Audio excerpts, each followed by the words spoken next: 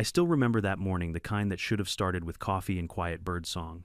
Instead, it started with the sound of hammering and bulldozers. I walked out to my porch, still in my slippers, and froze. Across the tree line, where my grandfather's old field used to be, stood 9 brand-new houses, rising out of the dirt like weeds after rain. For a second, I thought I was dreaming. But no, there were workers, concrete mixers, and even banners that said Meadowbrook HOA Expansion, Phase 3. Here's the thing, that land, all 15 acres of it, belonged to me. I inherited it 2 years ago. So imagine my face when I realized the local HOA had built an entire neighborhood on my property. Now here's the twist, those same people, they're paying me rent every single month. Yeah, you heard that right. Before I tell you how I turned their biggest scam into my best investment, comment below where you're watching from in your local time, then hit subscribe because you're not going to believe what happened next. When I first inherited my grandfather's land, I thought it would just be a quiet place to grow old, maybe build a small cabin, fish at the pond, and stay away from the noise of the suburbs. 15 acres of untouched soil, a few hundred yards from the edge of Meadowbrook, a place famous for its manicured lawns, strict HOA rules, and overzealous board members. It wasn't much to anyone else, but to me that land was family history. My grandfather cleared those woods himself in the 1,950 seconds. He'd always told me, Tom, land's the only thing they can't make more of. Protect it. And I did. Or at least I thought I did. 3 months before that insane morning, I had taken a consulting job out of state, short-term, easy money. I locked up the cabin, left the gates chained, and drove off without a second thought. When I came back, my land was unrecognizable. The old oak trees that lined the driveway were gone. The field where my grandfather's barn used to stand had been flattened and paved over. The small creek had been rerouted into a storm drain. And there they were, the foundations of 9 identical suburban houses, each with framed walls and shiny new roofs glinting under the sunday. At first I thought it had to be a mistake. Some kind of government project, or a road expansion, or maybe even a private development that accidentally spilled over the boundary line. But as I walked closer, something hit me. These weren't random builds. The signs, the style, the brick colors, everything screamed Meadowbrook HOA. I walked right up to the site. There were men in hard hats, blueprints spread on the hood of a truck, cement trucks idling by the road. One guy, the foreman, looked like he'd been running this circus for weeks. I waved him over. "Hey buddy," I said, telling me what's going on here. He barely looked up from his clipboard. "This is Phase 3 of Meadowbrook Estates, sir. 9 new family units. HOA approved. You'll need to stay behind the safety tape." I blinked. Phase 3? There isn't a Phase 3. This land doesn't belong to Meadowbrook. He frowned like I was the one who was confused. Sir, all of this was approved by the board. We've got permits." That word permits echoed in my head. I knew how construction worked. I'd spent years as a civil engineer. You can't just start building houses without land ownership records, survey plats, and county clearance. "Who signed those permits?" I asked. He flipped through his folder and tapped the corner of a document. HOA Meadowbrook. President's signature, Linda Prescott. The name hit me like a slap. Linda Prescott, the infamous HOA president.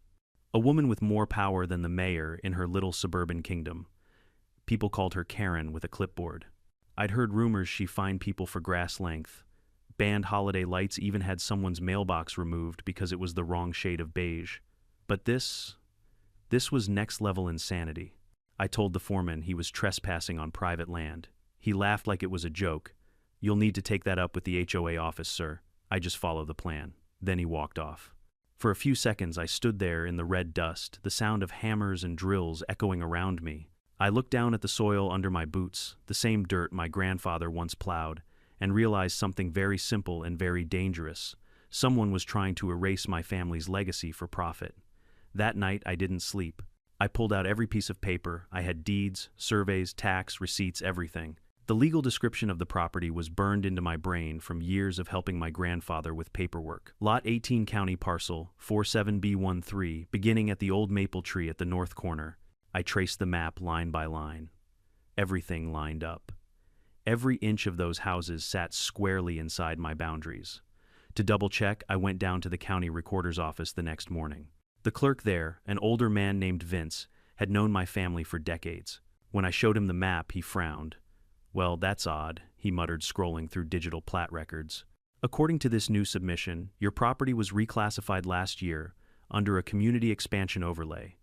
I raised an eyebrow. "I didn't sign anything like that." He sighed. "I didn't think so. The form's got someone else's name on it, Linda Prescott, but she attached a copy of a land use map that says your acreage was part of an abandoned tract. My blood boiled. Abandoned. I'd been paying property taxes every single year. I had proof. Vince leaned closer. Tom, if you didn't authorize this, she's in deep trouble. You might want to lawyer up. I left the office with my heart pounding. Back at home, I stood on my porch again, staring out at those 9 nearly finished homes. Men in reflective vests laughed, tossed lumber, and drove nails into walls on my land. I called the HOA office that afternoon. Their secretary answered in that overly polite voice only HOAs seem to require. Meadowbrook Estates, this is Carol, how may I help you? This is Tom Bennett, I said flatly. I own the property adjacent to your subdivision. I'd like to speak with your president. One moment, she said, and after a few beeps the line clicked. Then I heard her. Mr. Bennett. Linda's voice was sugar-coated venom. I've been expecting your call. Have you? I said. Then you know you're building on my land. A pause. Then a calm, patronizing laugh. Oh, that's what this is about. Mr. Bennett, your deed references the old survey line. That land was annexed under our new boundary plan last year. Perfectly legal. Annexed without the owner's consent. I don't need to educate you on property law, sir, she said sharply. If you'd like to file a complaint, you're free to do so, but construction will continue. That was the moment I knew this wasn't ignorance. It was theft with a smile. I hung up, sat back in my chair, and just stared at the papers on my desk. The anger in me wasn't hot, it was cold, calculated. I'd spent my career designing structures, calculating load and resistance, and now I was looking at a different kind of structure, one built on lies. That night, I went out to the property with a flashlight. I walked along the perimeter, taking photos of the survey stakes, tire tracks, and construction signs. I recorded videos, geotagged them, even measured distances myself. When I reached the end of the 9th lot, I saw a metal post jammed into the soil, marked with a spray-painted tag, Phase 3 boundary line. Underneath it, barely visible, was my grandfather's old wooden survey marker, half buried, but still there, the one he'd set himself 50 years ago. That was all the proof I needed. I remember whispering into the night, "You picked the wrong land, Linda." From that point, the anger turned into something sharper. I wasn't just going to stop her, I was going to make sure she'd regret ever touching this property. But first, I needed to understand what she had done and how deep her web went. Because if she could fake a boundary, forge a permit, and build 9 houses on someone else's land, then she must have thought she was untouchable. And me, I was about to prove her wrong. The next morning, I decided to pay the Queen herself a visit. If Linda Prescott wanted to play power games, I was ready to walk right into her castle. The Meadowbrook HOA office looked exactly like you'd imagine a place run by a control freak. A beige, 2-story building, trimmed hedges, cut into perfect squares, and a parking lot lined with signs that said resident parking only, violators will be towed. Irony never looked so smug. I walked inside carrying a folder stuffed with my land deeds, survey maps, and photographs. The lobby smelled like disinfectant and overpriced candles. A receptionist with an artificial smile asked, "Do you have an appointment?" "I don't," I said calmly, "but she's about to want one." When Linda finally emerged from her office, she looked exactly like the urban legend. Every suburbanite fears short blonde bob, bright pink blazer pearls, and that deadly look that says I've never been wrong in my entire life. Her clipboard was practically glued to her hand. "Mr. Bennett," she greeted me, smiling like a politician on camera. What a surprise. Not as surprised as I was, I replied when I found 9 houses built on my land. Her smile didn't fade. If anything, it got colder. "Oh, that misunderstanding again. You see, that property was rezoned last year as part of the community's expansion plan. I assumed you had been notified." "Notified? You mean the fake survey you filed at the county office?" Linda raised an eyebrow. "Fake? That's a serious accusation." I placed the folder on the table and slid a copy of my original deed toward her. "Not as serious as building multi-million-dollar homes on someone else's property." She didn't even glance at it. "Mr. Bennett, let's be reasonable. The community needs growth. Your land was underutilized, overgrown, frankly. We've improved it. This development will raise property values for everyone. Everyone except me," I said. Linda sighed, tilting her head in mock sympathy. "You don't understand how zoning works. These things happen all the time. You should be thanking us. The HOA has turned your unused field into a neighborhood." My jaw tightened. "That's not a neighborhood, Linda. That's grand theft with landscaping." Her tone sharpened instantly. "Careful with your words, Mr. Bennett. The HOA can pursue defamation if you continue spreading false claims." There it was, the classic HOA defense mechanism, threats and intimidation wrapped in legal buzzwords. "Go ahead," I said with a smirk. "Sue me. You'll have to do it from the 9 houses sitting on my land. Her eyes flickered just for a second. That tiny flash of uncertainty told me she knew I was right, but then she regained her composure and switched to her favorite tool, arrogance. You're welcome to bring your concerns to the next HOA meeting, she said sweetly, but construction will continue. It's in everyone's best interest. Oh, I'll be there, I replied. And I'll bring the best interest of the county recorder, a real estate lawyer, and about 20 angry homeowners when they find out what you've done. That's when her smile finally cracked. She stepped closer, lowering her voice. You don't know who you're dealing with, Mr. Bennett. I've been president of this HOA for 15 years. People around here trust me. No one's going to believe your little story. I leaned forward slightly. We'll see who they believe when the headlines read, HOA, President builds luxury homes on private land. Her cheeks turned pale. Then, without another word, she turned and stormed back into her office, slamming the door behind her. The receptionist gave me a nervous glance. Sir, please, relax, I said, gathering my papers. You'll probably want to find a new job soon. That was the moment I knew the war had begun. Over the next few days, I started digging deeper. Through public records requests, I discovered the HOA had submitted altered boundary maps with signatures that didn't match the county surveyor's handwriting. Linda had even stamped them with a fake seal, a cheap attempt to make them look official. I spent hours cross-referencing old maps, aerial images, and archived permits. The evidence piled up like bricks. Then came the twist, the why. Through a contact at the zoning office, I learned that Linda had been sitting on a secret deal with a private developer. Her plan was simple: build 9 luxury family homes on my land, sell them before anyone noticed the zoning discrepancy, and pocket the profits personally. She'd already accepted 7 down payments. 7. The arrogance was breathtaking. She wasn't even hiding it anymore. Still, I knew I couldn't just accuse her. I needed proof solid enough to crush her in court. So I started building my own case. Every night I went back to the construction site. I recorded everything: timestamps, photos of trucks entering after hours, the names of contractors on their vests. I even hid a small trail camera on one of the old fence posts. One evening, while filming from the tree line, I overheard 2 workers talking near the truck. Man, you think this whole expansion's legal? One asked. The other laughed. Legal? You think Linda cares? She just said, build fast and shut up. That was gold. I had video, audio, and documents, a full arsenal. But the real jackpot came from an unexpected source: the residents themselves. One afternoon, I was at the local cafe, and a middle-aged couple sat next to me, David and Rachel Miller. They recognized me from around the area and started chatting. When I mentioned the construction, Rachel's face turned red. Don't even get me started, she said. That woman fined us $500 for having our recycling bin out for 10 extra minutes. She acts like she owns the whole county. I leaned in.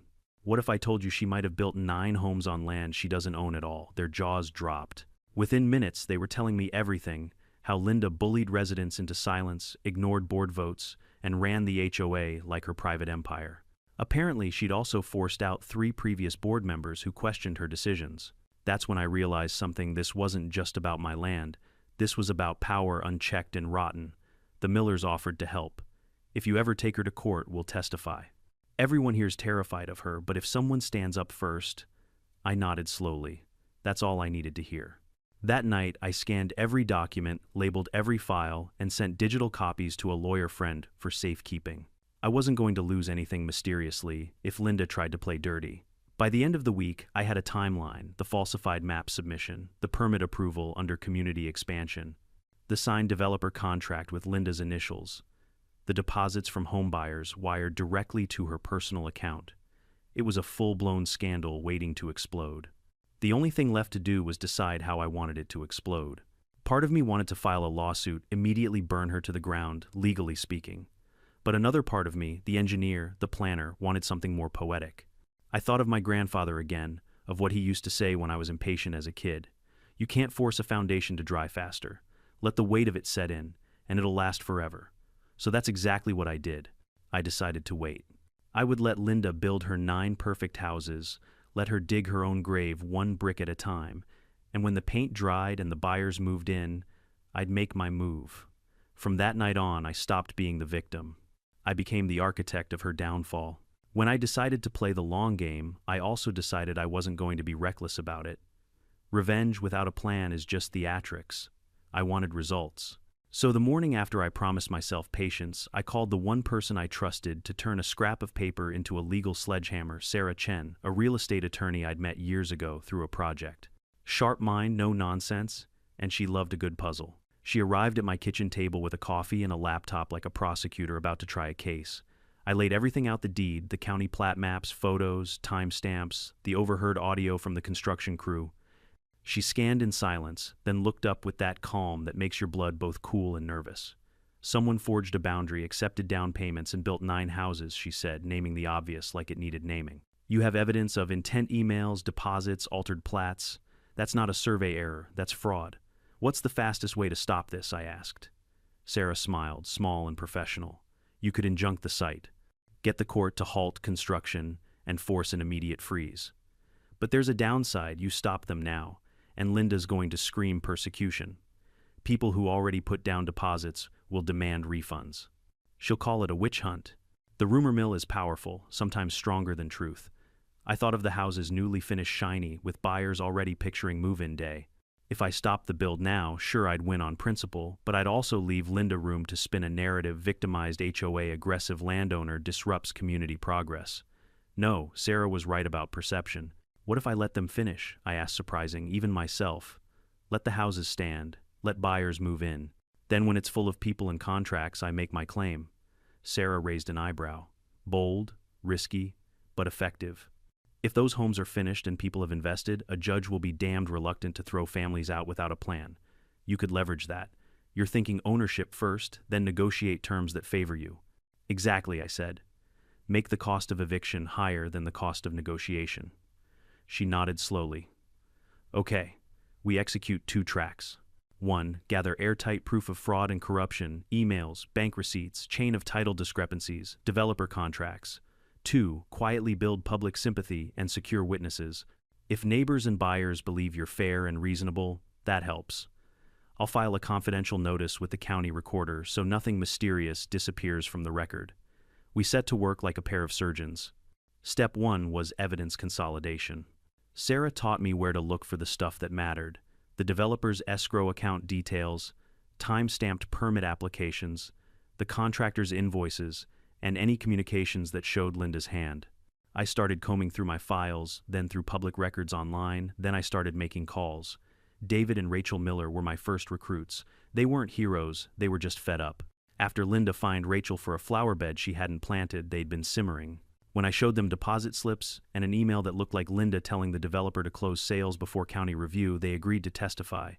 People are scared of her, David said, tightening his jaw. But we've been scared too long. We started meeting in secret. At first, we swapped stories, small things like surprise fines or threats to enforce aesthetic codes. Then the conversation turned practical. Rachel offered to reach out to a buyer she'd chatted with at the grand opening. Maybe the buyer would talk. David, who worked as a claims adjuster, dug into insurance forms and noticed Linda had instructed the contractor to list the property under a company name she controlled. That was a breadcrumb trail to follow. Meanwhile, I walked the perimeter nightly. I set up the trail camera in a place only an old farmhand would know to check near the ancient maple my grandfather used as a reference point. The camera caught deliveries, men signing documents in the back of trucks, and one night a contractor carrying a sealed envelope into a gray sedan. I retrieved the SD card like it was a gold bar. Back at Sarah's office, she made quiet Freedom of Information Act requests and filed for certified copies of the permits. The county, bless their slow bureaucratic hearts, produced a digital paper trail that didn't match. The Phase 3 submission had been uploaded with an incorrect parcel number, a scanned signature that didn't match the signature file. The county held on Linda and the smoking gun, an attached PDF titled Sales Plans, Final, Revised 2, Doc X, with track changes still visible. Someone hadn't scrubbed it properly. Inside the track changes were notes like, call buyer, re-expedited closing. Don't disclose survey yet. It was a rookie mistake or hubris. Either way, it was enough. I also got creative. If Linda thought the community would back her, then I needed the community to hear a different voice. I started quietly talking to neighbors outside HOA meetings at the diner at the church bake sale. I never yelled. I told the story plain and I let the documents speak. People listened. Once a few voices joined in, especially families who had been burned by arbitrary fines, the narrative shifted. I wasn't a vindictive landowner. I was a steward fighting a con. Linda's reaction was predictable, and to an extent, entertaining. She escalated. She put up a sign at the development Meadowbrook Expansion Community First. She held a press-friendly groundbreaking celebration and invited a local real estate blogger to take photos. She leaned into optics, smiles, handshakes, cupcakes, but her emails and the trail camera footage sat like rust under the paint. She also tried the intimidation route. I received an anonymous letter, folded with the perfunctory threat, "Drop it, Tom. This is bigger than you." Her people tried to buy silence contractors' offers to settle with cash, and a late-night message left on my door that someone had taken care of the boundary markers.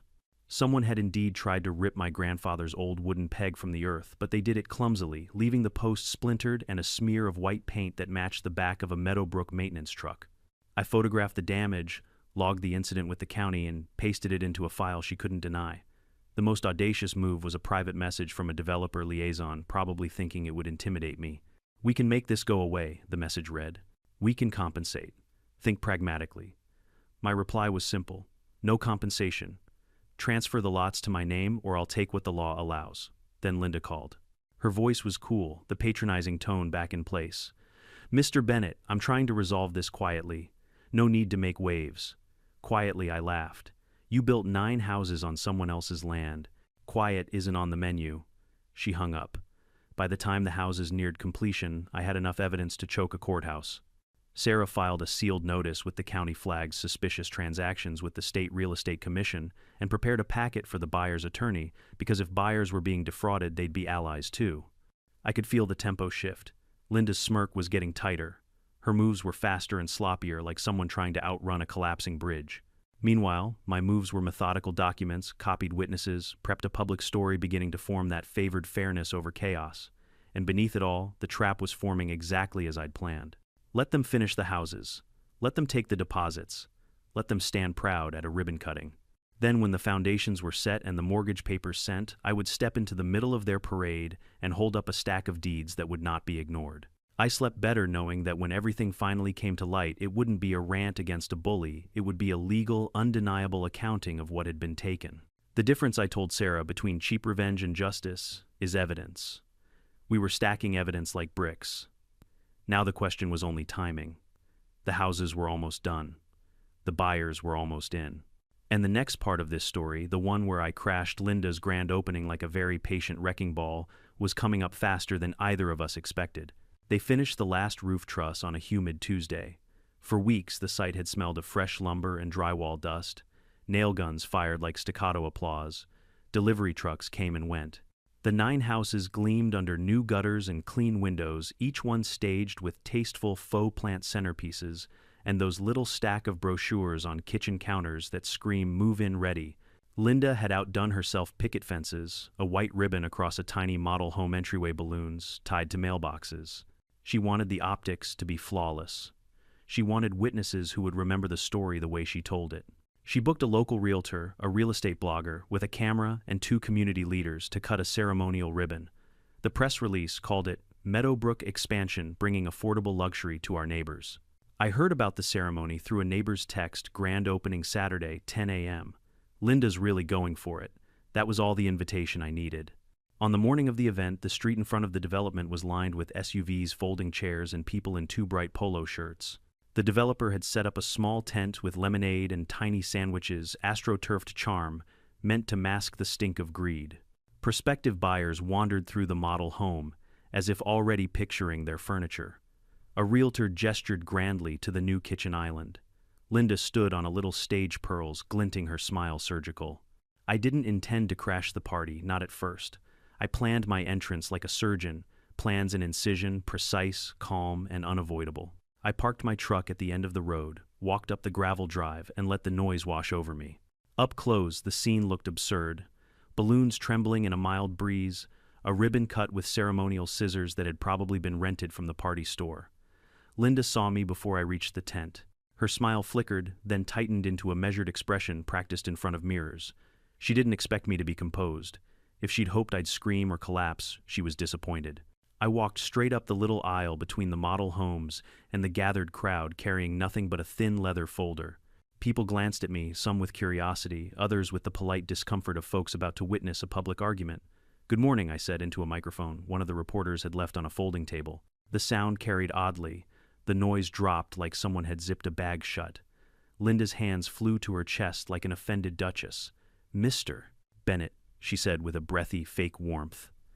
"This is a private event. I thought you'd like to hear a friendly announcement," I said. I opened the folder and slid a set of certified copies across the table until they reached Linda's polished nails. They were simple documents, county-certified deed, an old survey from my grandfather's files, and an overlay map showing the exact footprint of those 9 houses squarely within my parcel lines. Someone in the crowd whispered, "Is that his deed?" A murmur ran through the assembled buyers. The realtor's smile stuttered. The blogger's camera lens tilted toward me. "You built 9 houses on my land," I said plainly. "You signed permits under a forged submission. You took deposits for homes you had no legal right to sell." Linda's face, always composed like a wax figure, made a tiny human crack. "That's preposterous," she said. "You must be mistaken." I pressed a finger to a specific point on the map, the old maple tree marker my grandfather had driven into the ground decades ago.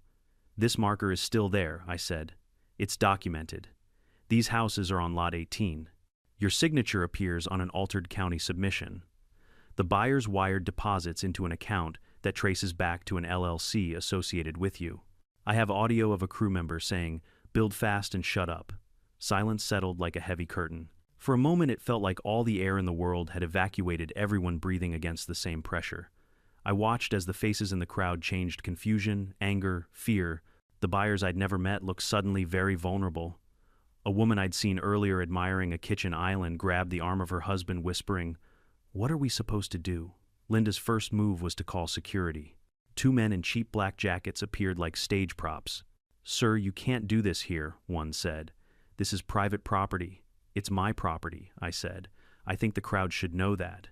"Sir," he started, then stopped when a voice from the crowd cut through. "Wait," said a man holding a baby, one of the buyers, maybe stepping forward. "If this is true, we paid for houses on someone else's land. I want an explanation." Others shouted in agreement. A ripple of outrage moved through the chairs. Linda's composure wavered and then collapsed into frantic damage control. She apologized in that practiced way, fast, loud, and full of words that tried to fill in the silence. "There must be a clerical error," she declared. "We'll investigate it immediately." Several buyers glared at her phone cameras already recording. One woman demanded to see receipts and contracts. The realtor tried to shepherd people inside the model home like a Pied Piper, trying to keep them distracted. A man in a suit, someone from the developer's company, approached me with a forced smile. "We can arrange refunds," he said. "We can work this out privately." I could have accepted that. I could have demanded refunds, civil litigation, or punitive damages. But the strategy I and Sarah had cooked up weeks before, let them finish, let the community invest, then leverage that investment, was working. The more people emotionally tied to those houses, the more leverage I'd have to force a settlement that protected the buyers and gave me the upper hand. "How about this?" I said, turning to face the crowd. "These families didn't know they were being lied to. I'm not in the business of evicting people from houses they thought were legally theirs, but I am in the business of justice. I want this resolved in a way that doesn't ruin innocent buyers." Phones came up everywhere, the clicking of camera shutters like a dozen tiny trumpets. Someone started a live feed. The narrative was changing in real time, from Linda's staged glamour to the darker story of forged papers and secret accounts. By the time I left the event, the local blogger's feed had thousands of views and more than 100 angry comments. The buyer who demanded receipts approached me as I walked toward my truck. "Sir, thank you for telling the truth," she said, tears brimming. "We thought we'd lost our savings. What happens now?" "Now," I said, and felt a strange lightness. "We slow down the panic. Let the paperwork breathe. Let the law do its work. We settle this fairly." I folded my hands and walked away. I didn't gloat. I didn't shout. But I watched Linda standing in a cluster of her supporters, her smile rigid, her eyes already darting for damage control. I could see the strain lines in the corners of her mouth, the tiny tremor that happens when someone realizes the ledger is about to be balanced. That night, the town hummed with rumors. The next morning, there was already a story on the local news: HOA expansion in question after developer conflict. The headline didn't name names, but everyone in Meadowbrook knew where to point. The trap had closed. The houses stood finished, glossy and whole. The buyers had keys in their hands, hopes in their hearts, and now a growing suspicion. Linda had staged the perfect celebration, and in doing so, she had given the community witnesses, paperwork, and public witnesses to the moment when the truth arrived. I had wanted it obvious. I wanted the people affected to see it with their own eyes, to feel the betrayal. That would make them my allies later when the law did its work. My long game had created a stage and a cast. All that remained was to bring the script to the courthouse. The Monday after the so-called grand opening, Meadowbrook looked like a storm had passed, not a physical one, but a social hurricane. Buyers were furious. Contractors refused to show up for warranty work. The HOA message board, normally filled with cheerful posts about yard sales and pet photos, had become a courtroom of accusations. And right in the middle of it all sat my letter, 9 copies of it certified, and stamped hand-delivered to Linda, the developer, and every single new homeowner. The message was short, precise, and devastating. Dear occupant, the parcel upon which your home sits is legally titled to Thomas Bennett. You are currently residing on private property without authorization. You have 2 options: cease occupancy and remove all structures within 60 days. Enter negotiation for tenancy under the rightful owner. Failure to respond constitutes trespass. T. Bennett, no threats, no emotions, just law in black ink. By noon, the HOA office phone must have melted from all the calls. Buyers demanded answers. One man drove straight to Linda's house and banged on her door until a neighbor called the sheriff. The story hit local TV. By evening, homeowners discover their new houses may be built on wrong land. Linda tried to spin it, of course. She went on camera outside her pastel brick house pearl necklace, trembling under studio lights. This is a misunderstanding, she said. Our development was fully approved. We're cooperating with county officials to clear up a clerical error. Clerical error, my foot. Meanwhile, Sarah filed formal complaints with the State Real Estate Commission and the County Zoning Board.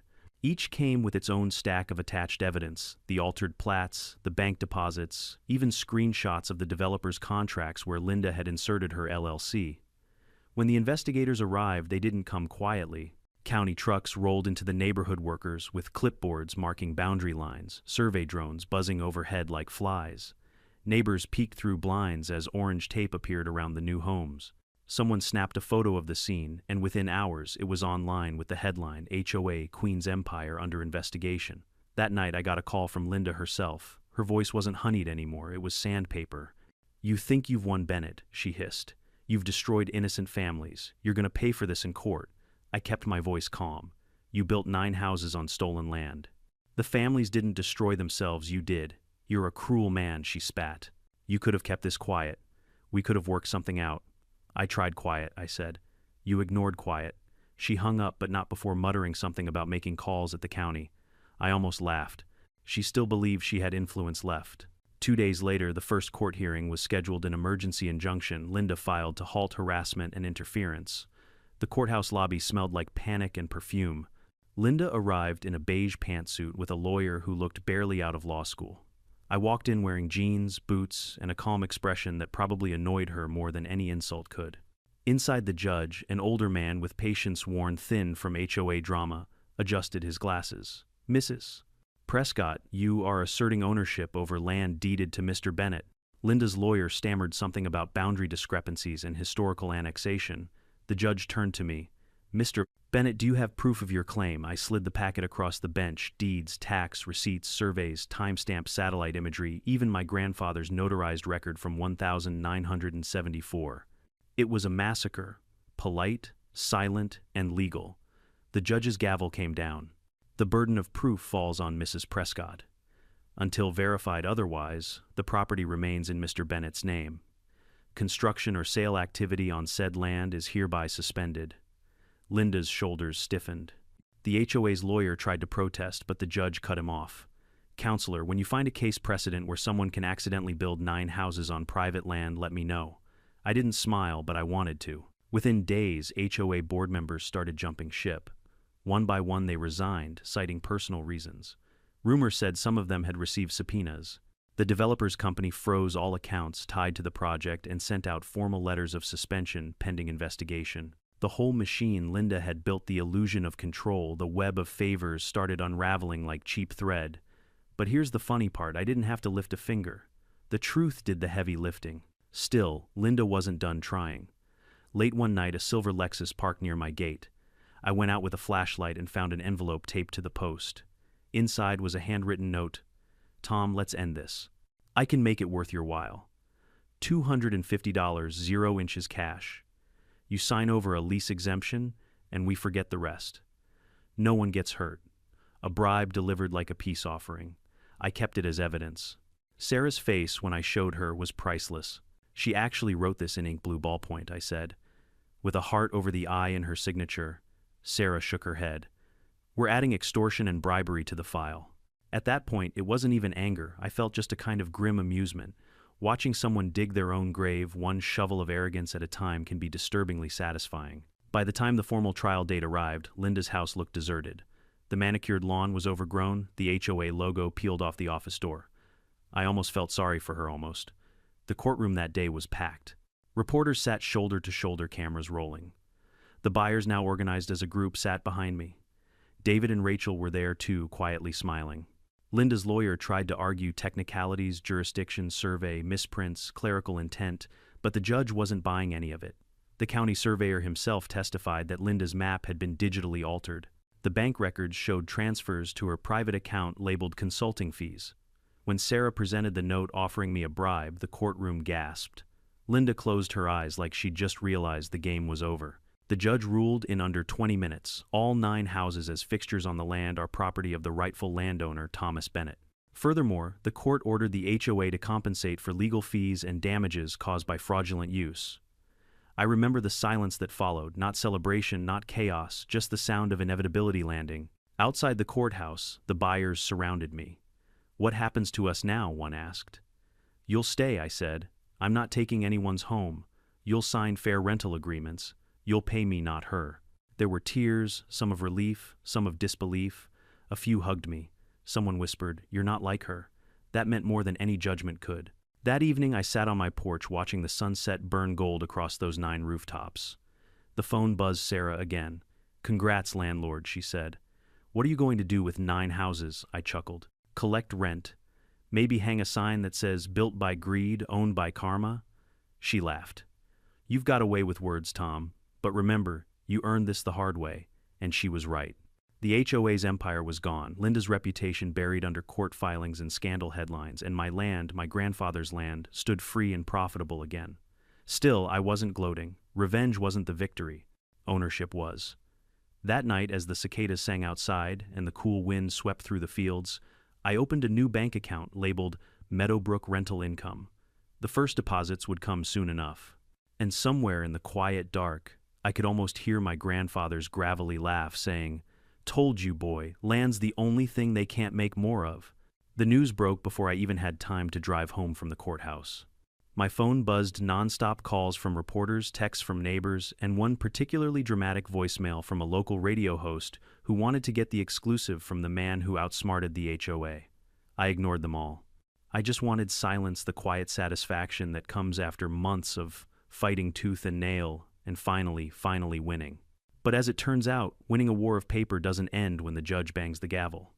It's what happens after that separates the smart from the spiteful. That evening, I met with Sarah in her office to draft the next step. She laid out the settlement plan with her usual crisp precision. "The court's decision gives you full ownership of the land and any structures built on it," she said, tapping her pen against a notepad. "Legally, those 9 homes are now yours. You could evict everyone and sell them if you wanted." I looked at her over my coffee. "Evict 9 families, not my style." She nodded approvingly. "Then we negotiate rental contracts. You become their landlord. Everyone wins except Linda." The idea sounded poetic in a way that made me grin. Linda Prescott had built her suburban empire on arrogance and lies, and now every month a piece of that empire would quietly wire money into my account. It wasn't just justice, it was poetic income. The following week we arranged a community meeting. The new homeowners gathered inside what used to be the HOA clubhouse, a building that now technically belonged to me too. There were folding chairs, a pot of burnt coffee, and the unmistakable hum of anxiety. I stood at the front, papers in hand, wearing the same calm expression that used to infuriate Linda. "Good evening," I began. "My name's Tom Bennett. You've probably seen my name in the news this week. I'm here to talk about how we move forward, not backward." Some crossed their arms, others looked exhausted. One woman raised her hand. "So, are you evicting us?" I shook my head. "No. I'm offering you something better: security. You can stay. I'm not here to punish anyone. You were lied to, same as I was. That got their attention. I laid out the new contracts, 5-year leases, at $2,500 a month, which was well below the local market rate for new homes of that size. The rent goes toward maintaining the properties and settling the damage caused by the previous HOA administration, I said. In short, you get to keep your homes, and I get compensated for what was taken. A man in a polo shirt looked skeptical, so we'd basically pay you instead of the HOA. Exactly, I said, except I don't fine people for having Christmas lights up in February. That earned the first laugh of the night. A few chuckles turned into murmurs of relief. By the time I finished answering their questions, the tension had softened into something like gratitude. By the next week, 7 of the 9 homeowners had signed the lease agreements. The other 2 were still deliberating, but Sarah was confident they'd come around once the reality of the situation sank in. I'll never forget the feeling of seeing those first signatures on paper, the same kind of paper Linda had once forged to steal what wasn't hers. Except this time, every signature was voluntary, fair, and transparent. Meanwhile, the HOA was collapsing under its own weight. Linda had resigned for health reasons, though rumor said she'd been forced out after a unanimous board vote. The remaining board members scrambled to distance themselves from her, issuing public apologies and even offering to help with transition paperwork. The phrase Meadowbrook expansion scandal became a permanent stain on every Google search tied to the community. Local news stations aired segments calling it a landmark case in HOA accountability. Reporters framed me as a kind of folk hero, the calm engineer who beat the system with its own rules. It was flattering, sure, but I wasn't looking for fame. I just wanted normalcy, and maybe a little bit of revenge wrapped in peace and quiet. Linda, on the other hand, was facing criminal charges. The county had officially charged her with forgery, wire fraud, and real estate misrepresentation. Her attorney tried to negotiate, but the evidence was a brick wall. The once invincible HOA queen now spent her days sitting in a courtroom while her empire rotted away. Sometimes karma doesn't knock, it bulldozes. A month later, I stood in my kitchen one morning sipping coffee and checked my online banking app. 9 transactions blinked in neat rows. Rent, Meadowbrook Lot 1, $2,500. Rent, Meadowbrook Lot 2, $2,500. And so on. $17,500. Every single month. I couldn't help but laugh, not out of greed but out of disbelief at how full circle everything had become. The land my grandfather once used for hay and horses was now generating passive income because a power-hungry woman thought she could outsmart a man who actually reads his deeds. Sarah called that morning too. "Congratulations, Mr. Landlord," she teased. "How does it feel to be the owner of an entire cul-de-sac?" I chuckled. "Feels oddly peaceful and profitable." "You've made the local bar association newsletter," she said. "They called it one of the most creative settlements of the year. Apparently your case might set a precedent for future property disputes." "Glad to be of service," I said. "Just don't let them put my face on a billboard." As the dust settled, the neighborhood started to heal. Without Linda's dictatorship, the residents formed a new board, smaller, transparent, and focused on actual community improvement. David and Rachel were elected co-chairs, and the first thing they did was abolish most of Linda's absurd rules. No more lawn inspections, no more fines for mailbox paint shades. They even invited me to their first official neighborhood barbecue, which, according to Linda's old bylaws, would have been a violation of noise and odor regulations. I showed up with a tray of ribs and a 6-pack, and for the first time in months, everyone laughed without fear of being reported. At one point, David raised a beer and said to Tom, "The man who taught us that paperwork is mightier than the HOA." Everyone cheered. I just smiled. Weeks passed, and the once contentious Phase 3 neighborhood transformed into something real, not an HOA kingdom, but a small, self-sustaining community. The kids played on lawns without being yelled at. The mailboxes stayed whatever color people wanted. The rent checks arrived on time. Linda's old house went up for sale, though I heard through the grapevine that no one in Meadowbrook wanted to buy it. Some said it was cursed. I didn't disagree. And as for me, I spent my evening sitting on my porch watching the sun dip behind those 9 rooftops that used to mock me. Now they glowed orange in the fading light, silent monuments to patience, persistence, and poetic justice. I thought back to the day I'd first walked onto that construction site, the confusion, the anger, the disbelief, and then I looked at my land now organized, peaceful, lawful. It wasn't just a victory, it was a transformation. Maybe that's what true justice looks like. Not the kind that destroys, but the kind that rebuilds stronger, cleaner, and undeniably fair. As the first cool breeze of autumn swept across the fields, I smiled to myself. They thought they could take the land, I murmured. But the land took them instead. And that, I realized, was the real ending Linda never saw coming. 6 months after the judgment, the world felt strangely still. The chaos, the lawyers, the camera crews, all of it had faded into a quiet hum of normal life. Or maybe not normal exactly, more like earned peace. Most mornings began the same way now. Coffee at 6, newspaper by 7, rent deposits by the 10th. I'd log into my account, see those neat little digital lines, 9 payments in total, and smile. They weren't just dollars. They were reminders that patience beats panic and paper beats power. The old 15-acre field that my grandfather once used for cattle now looked nothing like it did a year ago. The 9 houses stood in 2 clean rows along the gravel lane, their driveways lined with maple saplings that were already turning red that autumn. Children rode bikes past my porch shouting hellos. The air smelled of cut grass and barbecues instead of wet cement and diesel. Funny thing, I'd become the neighborhood's favorite landlord. I never wanted to be one, but once you're the guy who saved 9 families from eviction, people treat you differently. They waved when they saw me at the farmer's market. One woman even baked me a pie every first Sunday of the month as a thank you for not being Linda. Linda. Her name still made people flinch. Last I heard, she'd sold her house quietly and moved 3 counties away. The court had ordered restitution, but she'd already drained her savings, paying legal fees and penalties. The once unstoppable HOA president had turned into a cautionary tale whispered over coffee, "Don't pull a Linda." Rumor said she tried to start a new HOA somewhere else, but after reporters caught wind of her name, the board dissolved before it even began. She'd gone from queen of the suburbs to suburban exile. I didn't hate her anymore. In a weird way, I pitied her. She wasn't just greedy. She was convinced the world owed her control. Maybe that's worse than greed. One chilly afternoon, I sat on my porch with David and Rachel, my 2 unexpected friends in this entire mess. We grilled steaks on a small charcoal pit and laughed about how far things had come. David held up his beer and said, 6 months ago this street was a war zone. Now it feels like a neighborhood again. Rachel nodded. You could have kicked everyone out. You didn't. That's rare. I shrugged. My grandfather used to say, you can't build fences higher than your conscience. He believed in fixing what's broken, not burning it down. They both smiled. Still, David said 17 grand a month for just existing, that's one hell of a revenge story. I laughed. Call it passive-aggressive income. We all cracked up the kind of laughter that heals old wounds.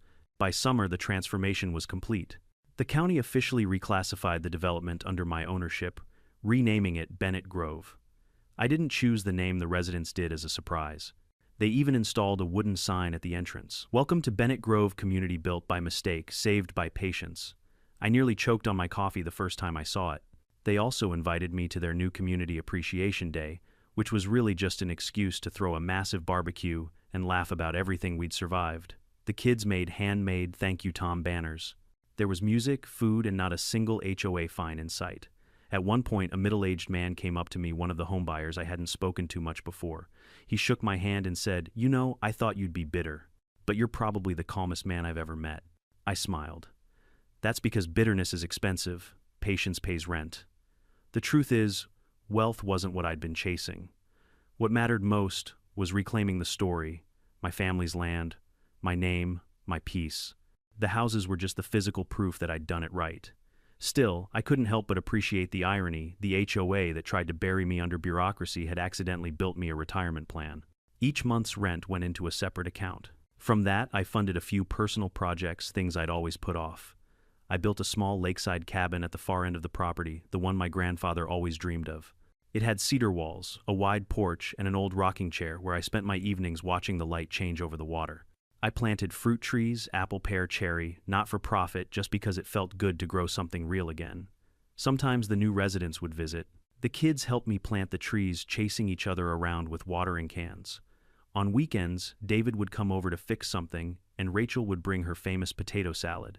It wasn't just property anymore. It was community. A few months later, I got a letter from the County Board of Planning. At first, I thought it was another bureaucratic headache, but when I opened it, my jaw dropped.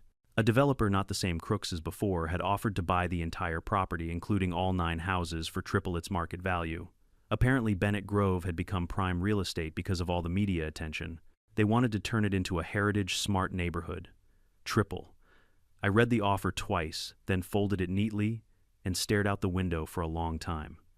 It wasn't about greed. It was about legacy. I thought of my grandfather, of all those years he worked this land, of how I'd fought to protect it. Selling would be practical and poetic in a way. Linda's empire had tried to steal from me, and now her very failure had made the land more valuable than ever. A week later, I signed the deal. After all taxes and fees, I walked away with a multi-million-dollar check and zero debt. The buyers shook my hand and said, "Mr. Bennett, it's been an honor working with someone who understands patience." I smiled. Patience is what built this place, literally. When the new owners took over, they invited me to cut the ribbon at the ceremony. I stood there, scissors in hand, surrounded by cameras again, but this time it was different. There were no lies, no forged maps, no fake boundaries. Just clean lines, honest work, and the faint smell of barbecue drifting from somewhere down the street. As the ribbon fell, I felt something loosen in my chest. Closure. That night, I returned to my cabin by the lake. The water rippled under the orange glow of dusk. I poured myself a glass of bourbon, leaned back in the rocking chair, and listened to the crickets start their evening chorus. I thought about everything that had happened, the lies, the lawsuits, the laughter that came after. I realized I didn't just win a case, I'd rewritten a story. The same land that had nearly been stolen had now become the foundation for my freedom. The same woman who thought she could crush me had unknowingly built my fortune. Somewhere out there, Linda was probably still fuming, still blaming the world for her fall. And maybe that's the difference between us. She fought to own people. I fought to protect what was mine, and somehow ended up with both peace and profit. I smiled to myself and whispered, "You did good, Grandpa. You really did." The moon rose over the water, silver and perfect. The reflection shimmered across the surface like a mirror of everything that had come full circle. And for the first time in years, I didn't feel angry or proud or vindicated, just content. Because sometimes karma doesn't hit hard, it just pays rent on time. If there's one thing this entire ordeal taught me, it's that patience and proof are stronger than rage and noise. When the HOA took my land, my first instinct was to fight fire with fire, to yell, to threaten to tear everything down. But anger burns fast. Paperwork lasts forever. In the end, I didn't win because I was louder. I won because I was right, and because I never let them drag me into their chaos. What Linda tried to steal with arrogance, I reclaimed with calm. Every signature, every record, every photograph, they were bricks in a wall of truth that no one could knock down. So here's the lesson. Protect what's yours, but protect it smartly. Know your rights. Keep your receipts. Learn the system better than the people who abuse it. Because power isn't always in money, titles, or committees. Sometimes it's in one man quietly saying, "No, that's mine," and proving it line by line. And maybe the sweetest revenge isn't seeing your enemy lose. It's watching justice turn their greed into your steady paycheck. To anyone out there who's ever been bullied by an HOA, a boss, or a self-appointed Karen who thinks the rules don't apply to them, stay calm, stay sharp, and never underestimate the power of patience. I turned theft into income chaos, into community, and revenge into rent. If that's not poetic justice, I don't know what is. Now, tell me in the comments, have you ever stood your ground against someone who tried to take what's yours? And don't forget to subscribe, because more HOA karma stories are coming soon.